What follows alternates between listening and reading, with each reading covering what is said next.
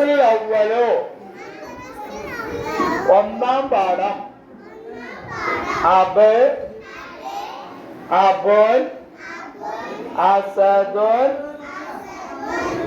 അജ്റുൻ അബുൻ അസദുൻ അജ്റുൻ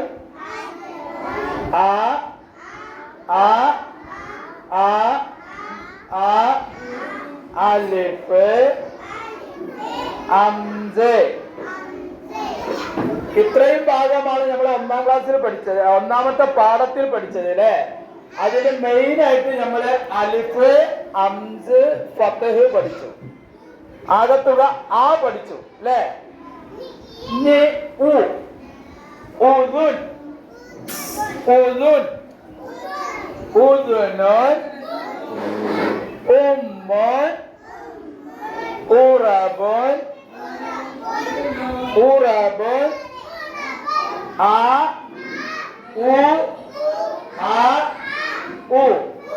ഇത്രയും ഭാഗം പഠിച്ചു അല്ലേ.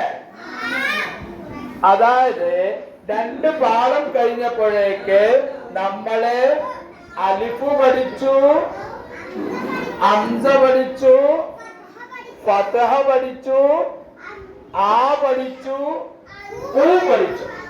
ഇന്നെല്ലാവരും നല്ല കുട്ടികളായിട്ട് അതിന്റെ ചാർട്ട് കാണിച്ചു അല്ലേ. എല്ലാവർക്കും സമ്മാനം കിട്ടിയില്ലേ? സമ്മാനം കിട്ടിയാലൊന്ന് കൈവന്നിച്ചാണേ. ഗുഡ്, എല്ലാവർക്കും സമ്മാനം കിട്ടിയില്ലേ? ഹാപ്പി അല്ലേ എല്ലാരും? ഒന്ന് അൽഹംദുലില്ലാ പറഞ്ഞാലേ എല്ലാരും. ഒന്ന് ഉഷാറായിട്ട് പഠിച്ചോൻ കേക്കട്ടെ, ഒന്ന് ഉഷാറായിട്ട് പറഞ്ഞേ അൽഹംദുലില്ലാ. ഇനി ബാക്കി പാഠം കൂടെ നമ്മള് പഠിക്കണം അല്ലേ. ഇന്ന് നമ്മള് പുതിയ പാഠം എടുക്കാൻ പോവാണ്. പുതിയ പാഠം ഇറം എന്നുള്ളതാണ്. എന്താണ് ഇറം? ഇറം ഇറം ഇറം ഇറം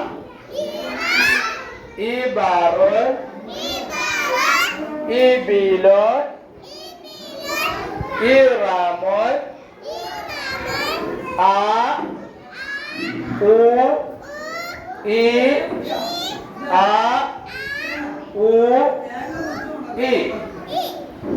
ഫതഹ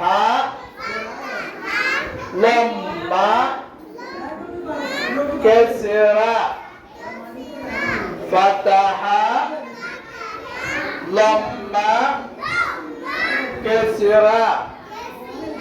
ഇത്രയും ഭാഗമാണ് നമ്മള് ഇതിൽ പഠിച്ചത് അല്ലേ. ഈ പാഠത്തില് എല്ലാരും നല്ല കുട്ടികളായിട്ട് വായിക്കൂലേ. നാളെ വരുമ്പോ ഇത് എന്ത് ചെയ്യണം? എല്ലാവരും ഉസ്താദിന് വായിച്ചു തരികയും നാളെ സ്ലേറ്റിൽ എഴുതി കൊണ്ടുവരികയും വേണം.